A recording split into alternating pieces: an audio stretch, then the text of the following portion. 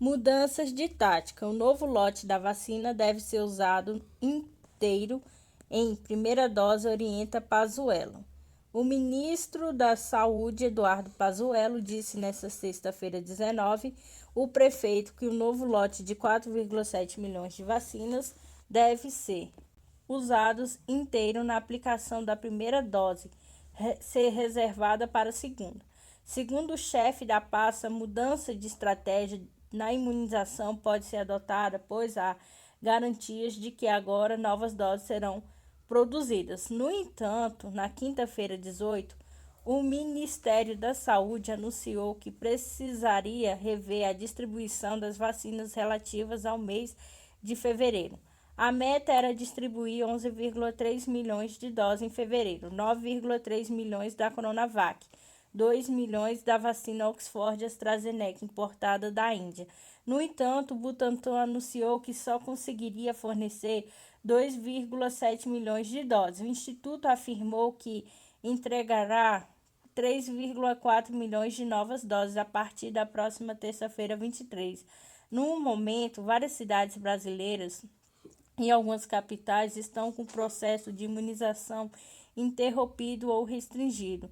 Na reunião com a Frente Nacional de Prefeitos, FNP, Pazuello disse que a chegada de novas doses vai acelerar a partir de agora, reservar todo um lote para a primeira dose. Expectativa é aumentar o ritmo de vacinação no país. Vamos alterar a estratégia, vamos mudar o modelo para autorizar a dose única da vacina do Butantan. Com isso, entramos em março com quantitativos melhores. Serão 4,7 milhões de doses e 4,7 milhões de brasileiros. Vacina, disse Pazuello, segundo o portal G1. Prioridade para professores. As 4,7 milhões de doses devem começar a ser distribuídas aos estados na semana que vem. A previsão é de que a entrega seja finalizada no início de março. O lote é composto por 2,7 milhões de doses da Coronavac, produzida no Butantan, mais 2 milhões da AstraZeneca e Oxford. Pazuello explicou ainda que em março serão recebidas 21 milhões de doses do Butantan, que garantiria a aplicação da segunda dose no tempo recomendado. Para o caso da Coronavac, em relação à vacina de Oxford, o tempo entre a primeira aplicação e a segunda é de 3 meses. Nos próximos meses, o governo espera receber 18 milhões de doses do imunizante desenvolvido pela AstraZeneca. O ministro da Saúde também cobrou prioridade para vacinar os professores que seriam imunizados em março. Vamos fazer uma adaptação no Plano Nacional de Imunização do PNI para incluir os professores mais rápido possível na vacinação. Já a partir de março, disse Pazuello, a informação sobre as mudanças de estratégia foi confirmada pela Frente Nacional de Prefeitos. A entidade responsabiliza o governo federal pelo atraso da vacinação e pede que a imunização seja acelerada no país com a agência Sputnik Brasil. Nova cepa da Covid-19, possivelmente mais contagiosa e descoberta na Noruega. De acordo com o Instituto Norueguês da Saúde Pública, a Noruega figura entre os melhores países da Europa em termos de análises virais, motivo pela qual novas cepas são constantemente descobertas no país. Uma nova cepa do coronavírus que contém similaridade com as cepas do Reino Unido e da África do Sul foi descoberta na Noruega. Nas últimas 24 horas, diversos casos da nova variante nomeada com B1.525 foram registrados no país, segundo a emissora NRK. Nós ainda não sabemos se é mais contagiosa, mas pode ser a mudança na área do vírus que pode influenciar na infecção, afirmou Line Vogt, diretora do Departamento de Epidemiologia da Doença Infecciosa do Instituto Nacional de Saúde Pública, FHI, na sigla em inglês. O Instituto Norueguês descobriu algumas mutações que Vogt descreveu como um desenvolvimento natural de mudanças constantes do vírus. Ela também afirmou ser impossível dizer se a coronavírus foi importada ou infecção doméstica. De acordo com a NRK, a Noruega está entre o topo 4 do país europeus na análise de novas variantes virais, atrás apenas do Reino Unido, Dinamarca e Islândia. Muitos países não são bons em cumprir as exigências das análises que diz quais tipos de variante viral estão circulando, afirmou Vold. Vold se comprometeu a manter a nova variante em observação, uma prática usada com outras mutações suspeitas de serem mais infecciosas. Particularmente, o Instituto Norueguês está de olho na prevalência das variantes do Reino Unido, África do Sul, que são consideradas mais contagiosas. No momento, a mutação britânica é responsável por 6 infecções em Oslo e tem se espalhado para outros municípios. No nível nacional foram descobertos cerca de 700 casos. Além disso, 42 casos de mutação sul-africana foram detectados e os pesquisadores não estão certos se a vacina pode ajudar. Ao todo, a Noruega tem mais de 67 mil casos de Covid-19, com mais de 600 mortos, com a agência Sputnik Brasil. Silveira volta a atacar o Supremo. Vou mostrar para o Brasil quem é o CTF. Preso na unidade prisional da Polícia Militar do Rio de Janeiro, em Niterói, Rio de Janeiro, o deputado Daniel Silveira passeou pelo pátio do local na noite desta quinta-feira, 18, e recebeu o apoio de manifestantes. O deputado Daniel Silveira, do PSL Rio de Janeiro, foi visto na noite desta quinta-feira, 18, caminhando pelo pátio da unidade prisional da Polícia Militar do Rio de Janeiro, em Niterói, Rio de Janeiro, onde está preso. O parlamentar circulou pelo local e recebeu o apoio de alguns manifestantes. Vou mostrar para o Brasil quem é o CTF, disse Silveira, em nova ofensiva contra a corte. Na audiência de custódia na tarde desta quinta-feira, 18, o deputado havia mudado um pouco o tom do discurso e se referiu com respeito ao Supremo Tribunal Federal CTF e o ministro Alexandre de Moraes. Silveira foi preso na noite de terça-feira, 16, após publicar um vídeo com ofensas e pedidos de fechamento do Supremo Tribunal Federal CTF. Mais cedo, ontem, a Polícia Federal encontrou 2 celulares na sala em que o deputado federal estava detido, no prédio da Superintendência da Corporação no Rio de Janeiro. A PF abriu um inquérito para investigar o episódio, após encontrar os dispositivos com a agência Sputnik Brasil. Por 364,130, a Câmara confirma a decisão do CTF em manter a prisão de deputado abandonado pelo Planalto. Era necessário 257 votos para que a ordem de prisão contra bolsonarista Daniel Silveira fosse confirmada. A Câmara decidiu nesta sexta-feira, 19, manter preso o deputado Daniel Silveira, PSL do Rio de Janeiro, aliado do presidente Jair Bolsonaro, por 364 votos a 130. Houve 3 abstenções. O plenário da Casa confirmou a decisão do CTF, Supremo Tribunal Federal, que mandou prender o deputado após a publicação de um vídeo com ataques aos ministros da Corte e à Defesa, ao AI-5, ato institucional no número 5, que deu início ao período mais autoritário da ditadura.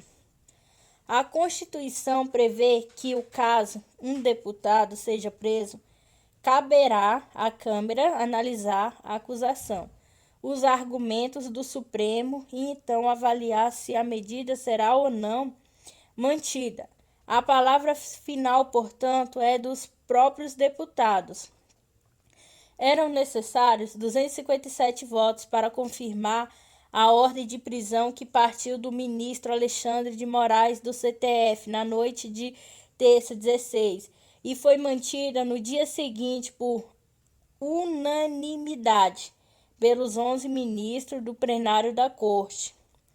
O placar da Câmara neste sexta ocorreu após Silveira ter ficado isolado sem apoio de Bolsonaro, nem dos membros do governo.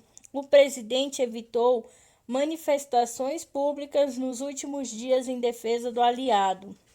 Na sessão, a Câmara mandou um recado à Corte. O relatório aprovado, redigido pela deputada Magna Mofato, PL do Goiás, ressalta que os parlamentares têm imunidade para opinar, mas que a prisão de Silveira é um caso excepcional em função do que considerou ameaça gravíssima à democracia. A mensagem é que o caso do deputado bolsonarista não abre um precedente, uma brecha, para que as mesmas medidas sejam amplamente adotadas, e sim que se trata de uma exceção. Foi o mesmo tom adotado pelo presidente da Câmara, Arthur Lira, PP Alagoas, em breve o discurso antes do início da sessão. Lira anunciou a criação de uma comissão extraordinária, pluripartidária, para propor alterações legislativas que tornem mais claro o artigo de imunidade parlamentar na Constituição. Ele qualificou o caso de Silveira como ponto fora da curva. Ao delimitar o episódio, o líder do Centrão definiu a intervenção do STF sobre as prerrogativas parlamentares como extrema e afirmou que também deveria ser ponto fora da curva sob o risco de banalizarmos o excesso que, pelo caminho oposto, ultrapassaria o plano do razoável e passaria a orbitar também a atmosfera da irresponsabilidade. Em discurso, Silveira pediu desculpa à população brasileira e disse que se excedeu e negou ser um risco à democracia. Silveira é alvo de 2 inquéritos na Corte, um apura atos antidemocráticos e outro fake news. A ordem de prisão contra o deputado bolsonarista foi expedida na investigação sobre notícias falsas por causa do vídeo com palavras de baixo calão contra o ministro do Supremo, em que acusa integrantes da corte de vender sentenças e sugeriu agredi-los. Ao longo da semana, Silveira foi abandonado por membros do Centrão, grupo de partidos que se tornou da base do Bolsonaro após a liberação de cargos em emendas. Nem mesmo todo o PCL defendeu a liberdade de Silveira. O partido que hospedou Bolsonaro nas eleições de 2018 se dividiu após divergências internas e denúncias de candidaturas laranjas. Ficaram ao lado de Silveira nesta sexta alguns deputados mais ligados ao bolsonarismo. O líder do governo na Câmara, Ricardo Barros, do PP Pará, também queria ver o deputado do PSL solto. Apesar de ter declarado essa oposição ao longo da semana, Barros decidiu deixar a base governista livre na sessão desta sexta. Não orientou o grupo voto a favor nem contra a prisão. Na prática, o governo isentou de entrar na discussão sobre o futuro do aliado de Bolsonaro no Palácio do Planalto. A recomendação também foi evitar o envolvimento com o caso. Foi por causa desse distanciamento e por causa da manifestação unânime do STF pela prisão que o Centrão acabou mudando de tendência. Ao longo da semana, o movimento corporativista em defesa da Câmara e da liberdade de expressão de Silveira perdeu força. Isso, por alguns motivos, derruba uma decisão do Supremo a libertar um deputado que, inclusive, sugeriu agressão a ministro da Corte.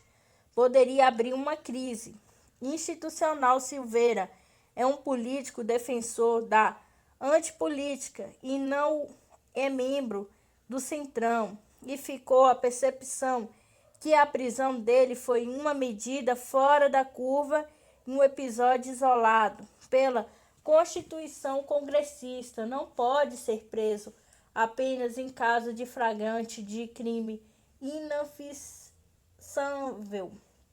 A prisão de Silveira por causa da publicação de um vídeo de ataques ao Supremo gerou preocupação a líderes da Câmara, alguns deles também investigados pela Corte. O receio era que, ao concordar com essa medida, a Casa seria dada um precedente mais amplo para o Supremo usar o mecanismo de prisão em flagrante. Mas após a conversa de bastidores entre integrantes da Câmara e da Corte, a tensão diminuiu. Há um ano, o plenário da Câmara derrubou uma decisão do então ministro Celso de Mello do CTF, que havia afastado do mandato o deputado Wilson Santiago do PTB e PB, acusado de desviar verbas de obras contra seca no sertão da Paraíba.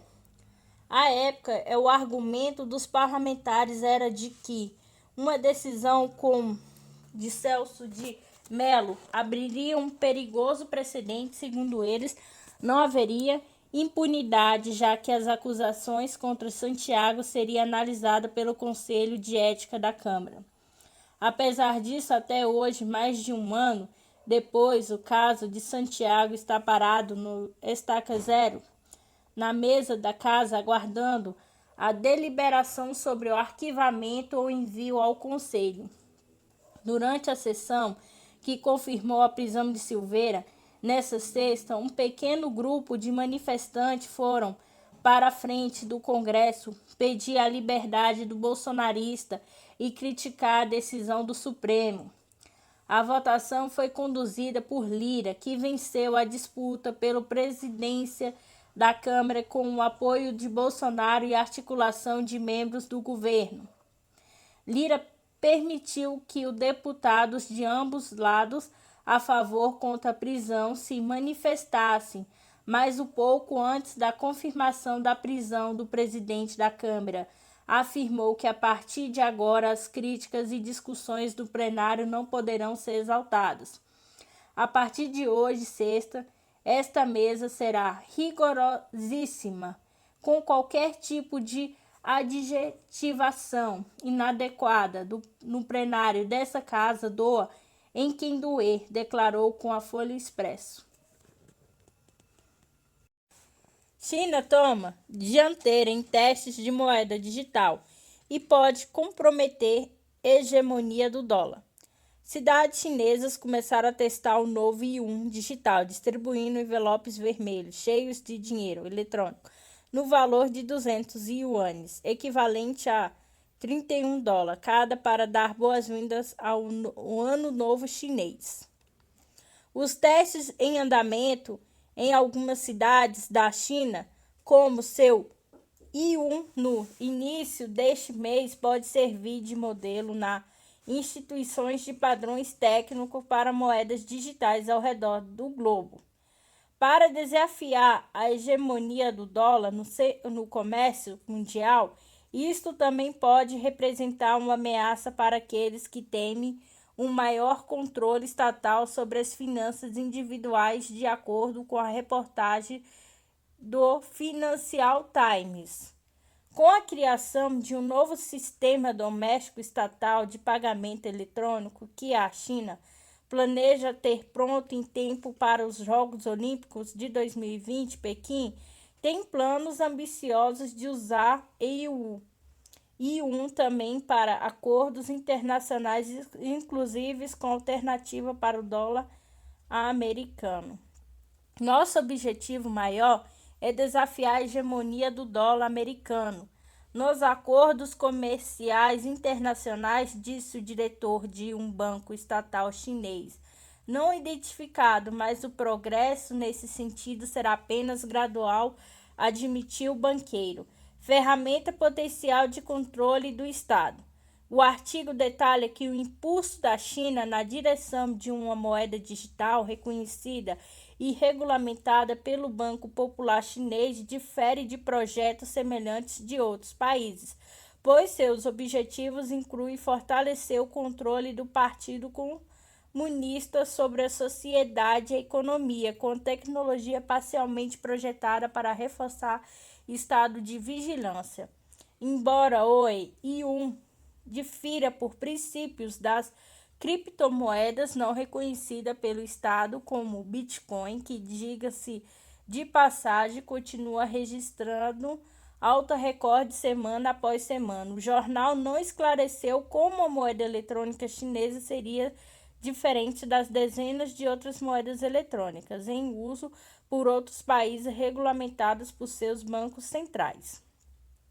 A principal característica do Bitcoin ou de criptomoeda semelhante a ser marginal sem regulamentação advinda de um banco central, já as criptomoedas nacionais, sejam elas o yuan, um dólar digital, um euro digital, um rublo digital e etc., são por sua própria natureza conectadas ao bancos centrais, possibilitando que os governos regulem e garantam seu status de moeda corrente, ao mesmo tempo que, teoricamente, permite que as autoridades rastreiem todas as transações de indivíduos que usam a moeda.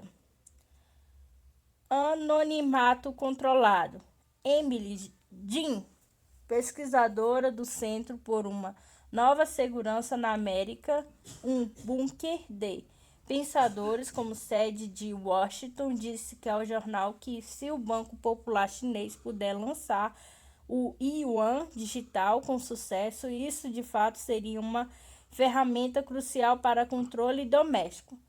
Samantha Hoffman, analista sênior do Instituto de Política Estratégica da Austrália, deu a voz a essas preocupações, dizendo que através do uso do yuan, o Partido do Estado teria visibilidade sobre todas as transações financeiras, fazendo com que não houvesse verdadeiro anonimato para os usuários.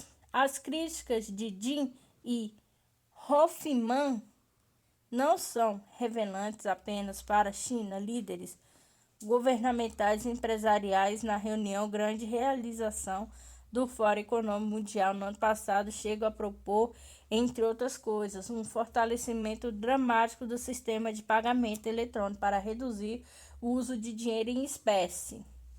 As autoridades chinesas parecem estar perfeitamente cientes das possíveis preocupações com a privacidade civil em 2019. Mu Changchun, diretor do Instituto de Pesquisa de Moeda Digital do Banco Popular da China, prometeu aos usuários do yuan digital um considerável nível do anonimato em suas transações.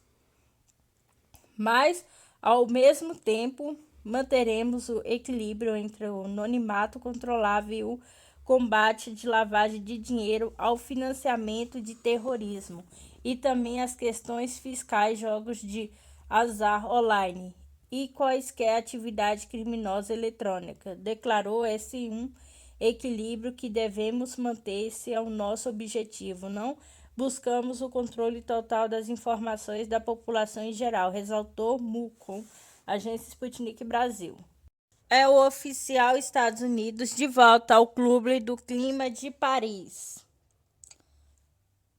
Os Estados Unidos aderiram oficialmente ao Acordo Climático de Paris nesta sexta-feira, 19, revigorando a luta global contra a mudança climática, enquanto o governo de Biden planeja cortes drásticos nas emissões nos próximos 3 décadas. Cientistas e diplomatas estrangeiros saudaram o retorno dos Estados Unidos ao tratado de se tornar oficial 30 dias depois que o presidente Joe Biden ordenou a mudança em seu primeiro dia de mandato.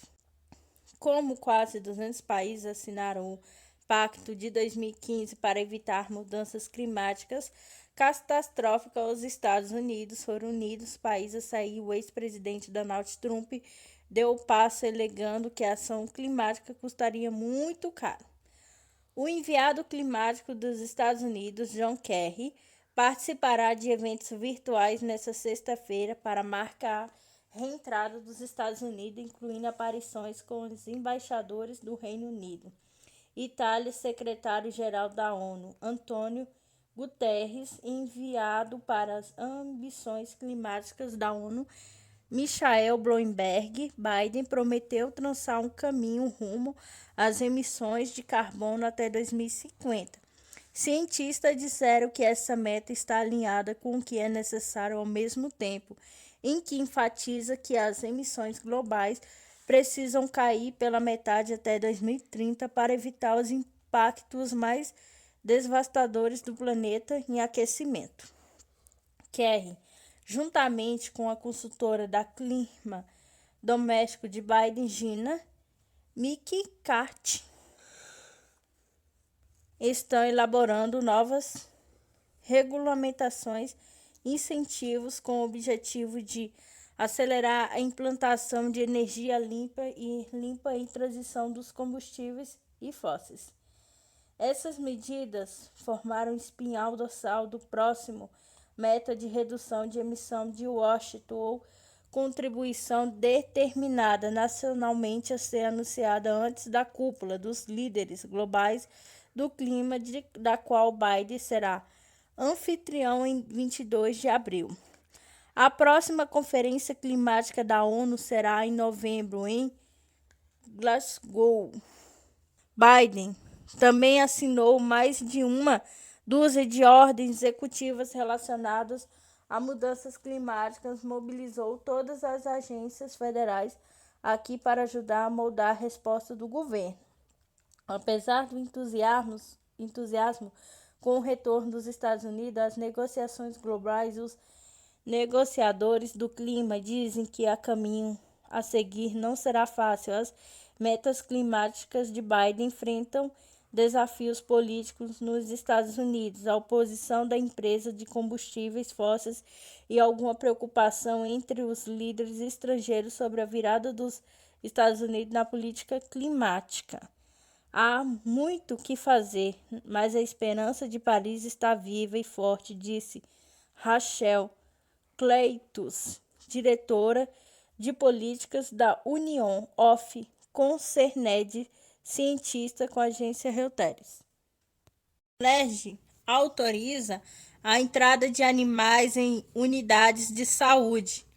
A Assembleia Legislativa do Estado do Rio de Janeiro, a LERJ, aprovou em segunda discussão nesta quinta-feira 18 o projeto da Lei 1072/15 do ex-deputado Milton Rangel, que permite a entrada de animais domésticos e de estimação em unidades de rede pública estadual de saúde por um período pré-determinado e respeitando os critérios estabelecidos pelas instituições, e medida será encaminhada ao governador em exercício Cláudio Castro, que terá até 15 dias úteis para sancioná-la ou vetá-la. O animal de estimação somente poderá entrar quando estiver acompanhado de uma família do paciente ou de pessoas que estejam acostumadas a manejá-lo. O transporte dos animais dentro do ambiente hospitalar deverá ser realizado em caixas específicas para este fim. A entrada dos animais domésticos nas unidades hospitalares pode auxiliar significativamente no tratamento de doenças, justificar o autor. Mesmo com autorização prévia, algumas alas das unidades continuarão com a entrada proibida com áreas de isolamentos, quimioterapia, transplante de tratamento de paciente com queimaduras, entre outros locais que precisam ser esterilização em nível máximo. Regras estabelecidas pela Organização Mundial da Saúde deverão ser obedecidas com autorização do médico e o laudo veterinário atestando as boas condições do animal. Equipamento para segurança, entre outras.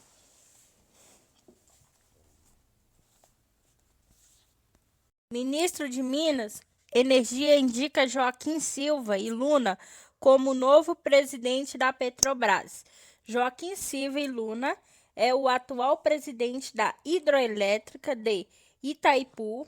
Conselho da estatal ainda precisa aprovar o nome do general.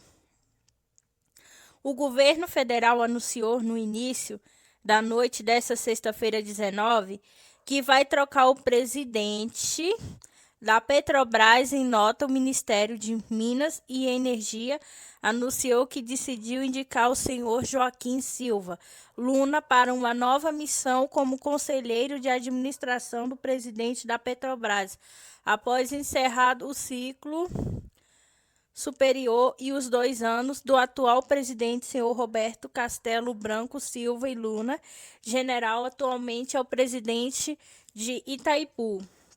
O Conselho de Administração da Petrobras ainda precisa aprovar o nome indicado, podendo barrar essa indicação. O governo, porém, tem maioria no colegiado de 11 membros. Luna é um general da reserva do Exército Brasileiro, foi ministro da Defesa entre fevereiro de 2018 e janeiro de 2019. O temor de interferência política na Petrobras, como ameaça reiterada do presidente Jair Bolsonaro ao presidente da estatal, fez ações da Petrobras caírem, hoje somados mais de 14,5% na Bolsa Brasileira e a B3 no total. A empresa perdeu quase 30 bilhões em valor de mercado. O anúncio que teremos mudança sim na Petrobras, disse Bolsonaro no começo da tarde de hoje. O presidente, no entanto, acrescentou que jamais vamos interferir nessa grande empresa, na sua política preço, e os comentários foram feitos um dia depois dele anunciar que vai zerar os tributos federais sobre o diesel. Após o novo anúncio de reajuste dos combustíveis pela Petrobras, Bolsonaro considerou o aumento o quarto do ano foram da curva excessiva durante sua live semanal no Facebook. Na quinta-feira, 18, ele reforçou que não poderia interferir na estatal, mas ressaltou que a medida vai ter consequência. Em setembro do ano passado, Luna assumiu como diretor-geral de Itaipu para um mandato de até 4 anos. Na ocasião, ele substituiu o presidente da Eletrobras, Wilson Ferreira. Já fora do governo, o MME informou que vai assumir o comando de Itaipu, Agência Estado. A dança dos generais na Petrobras em Itaipu. Com a indicação do general Fernando Silva Luna, que era diretor-geral de Itaipu, binacional para a presidência da Petrobras no lugar do economista Roberto Castelo Branco, o presidente Jair Bolsonaro vai nomear outro estrelado para comandar a maior usina hidroelétrica do hemisfério sul, e o general João Francisco Ferreira. Itaipu era um cargo expirado pelo Centrão, mas Bolsonaro cortou as pretensões e ampliando o leque de generais em postos chaves de seu governo natural de Campo Grande. Ferreira deixa o comando do Exército do Centro-Oeste para faturar quase 150 mensais em um dos mais cobiçados cargos da República, pago em dólar. O ex-deputado e ministro de Temer, Carlos Marum, deve permanecer entre os conselheiros. Guedes sente o golpe. Silva e Luna não têm experiência em petróleo e gás, e que também não era o forte de Castelo Branco, economista formado em Chicago. Junto ao ministro da Economia, Paulo Guedes, Castelo Branco foi diretor da Vale por quase uma década, na gestão de Roger Agnelli. A empresa chegou a entrar no ramo de petróleo e gás, mas se retirou a tempo. Mas não teve habilidade para evitar de jogar gasolina na fogueira do desgastes do governo Bolsonaro com sucessivos reajustes com combustíveis. A forma da comunicação da fatura saída de Castelo Branco por Twitter deixou seu amigo Paulo Guedes acabrunhado. Em uma reunião hoje em Brasília, ficou quase o tempo todo o mundo está prevendo novos ataques à política liberal, a política liberal que fracassou em quase todas as frentes. No Banco do Brasil, o fogo abrandou mais ainda, a brasa sobre as cinzas da saída abortada de André Brandão.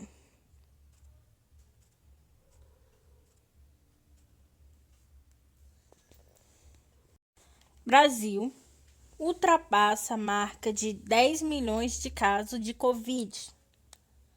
O Brasil atingiu nesta quinta-feira, 18, a marca de 10 milhões de casos de Covid-19, sob temores da propagação de uma nova variante brasileira, mais transmissível em um momento em que a vacinação foi interrompida em diversas cidades por falta de doses. Segundo os dados do Conselho Nacional de Secretários de Saúde, CONAS, o país contabilizou 51.879 infecções no último período de 24 horas, elevando o total para 10.030.626 de contágio desde o início da pandemia. Entre a quarta, 17, e quinta, 18, 1.367 pessoas perderam a vida em decorrência da Covid-19. Ao todo, a doença já provocou a morte de 243.457 brasileiros. A taxa de letalidade está mantida em 2,4%, mas de mortalidade voltou a subir e está em 115,9 cada 100 mil habitantes. O estado de São Paulo e o que mais tem casos de 1.949.459 também de mortes de 57.240 em números absolutos, mantendo uma tendência preocupante de crescimento. Já o Rio de Janeiro, dono da maior letalidade do país, é 5,6%. Fica na segunda posição quando se analisa os óbitos de 31.882 em um sétimo na quantidade de contaminados em 566.928. Desde o início do ano passado, o Brasil enfrenta o risco de disseminação da nova variante do SARS-CoV-2, identificadas pela primeira vez em Manaus, assim como as cepas britânicas e sul-africanas.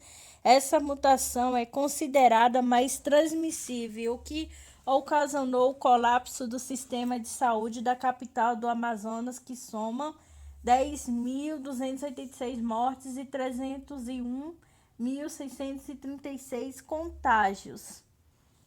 Até agora, de acordo com o site oficial, o Brasil aplicou 6.490.482 doses da vacina contra o novo coronavírus com a agência ANSA. Bolsonaro critica a Petrobras e anuncia inserção de impostos federais sobre o gás e o diesel. O presidente classificou como abusivo o novo aumento no preço dos combustíveis pela Petrobras. Informou que tomou a decisão sobre o PIS com fins após a reunião com o ministro Paulo Guedes. O presidente Jair Bolsonaro anunciou durante sua live desta quinta-feira, 18 à noite, que decidiu zerar por 2 meses a partir do 1º de março o PIS com fins que incide sobre o diesel. Após o novo aumento dos preços dos combustíveis, o presidente também fez críticas à empresa e ao presidente dela, Castelo Branco, teve um aumento, no meu entender aqui. Eu vou criticar um aumento fora da curva da Petrobras, 10% hoje na gasolina, é 15% no diesel.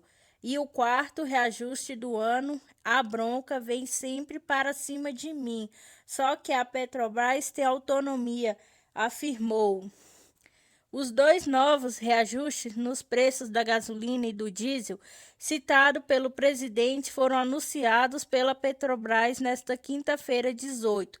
Os combustíveis subirão de 10,2% e 15,1%, respectivamente. Já a partir desta sexta-feira, 19, em 2021, é o quarto reajuste da gasolina e o terceiro do diesel. O presidente informou que tomou a decisão de zerar os impostos após reunir com o ministro da Economia, Paulo Guedes. O que foi decidido hoje, a partir de 1º de março, também não haverá qualquer imposto federal no diesel por 2 meses. Então, por 2 meses, não haverá qualquer imposto federal em cima do diesel. Por que por 2 meses? Porque nesses 2 meses nós vamos estudar uma maneira definitiva de buscar zerar este imposto no diesel, até para ajudar a contrabalancear este aumento, no meu entender, excessivo da Petrobras, criticou. Não posso e não quero interferir na Petrobras, mesmo que algo aconteça na Petrobras nos próximos dias, disse o presidente. Algo precisa mudar e isso vai acontecer. No final de janeiro, Castelo Branco disse durante um webinar que os caminhoneiros que ameaçam fazer greve devido ao que considerava o preço elevado do diesel doméstico não era o problema da empresa. Como disse o chefe da Petrobras há alguns dias, não tenho nada a ver com caminhoneiros. Foi o que ele disse, o chefe da Petrobras. Isso terá uma consequência, obviamente, disse Bolsonaro durante o chat ao vivo. A Petrobras disse repetidamente que vende combustível no mercado interno de acordo com os preços internacionais, mas os investidores estão preocupados com a possível interferência política, desde que o produtor de petróleo confirmou que a Petrobras permitiria que os preços domésticos fossem diferentes dos preços internacionais por períodos mais longos do que os divulgados anteriormente. A Reuters informou em 5 de fevereiro que a Petrobras está calculando a paridade de preços internacionais dos combustíveis, que vende ao longo de um ano. Foi a primeira vez que o prazo utilizado internamente pela Petrobras para encerrar a contabilidade das oscilações de preços foi divulgado desde 2019, quando o cálculo era feito mensalmente. Analistas da UBS calcularam em nota a clientes que o aumento anuncia pela empresa na manhã de quinta-feira representou um aumento de 10% no preço da gasolina e de 15% no diesel. A interferência política na política de preços de combustível da Petrobras há muito tempo é uma preocupação no mercado. Em 2018, então o presidente executivo da Petrobras reuniu quando Brasília interveio para reduzir artificialmente os preços dos combustíveis, em resposta a uma paralisante greve nacional dos caminhoneiros.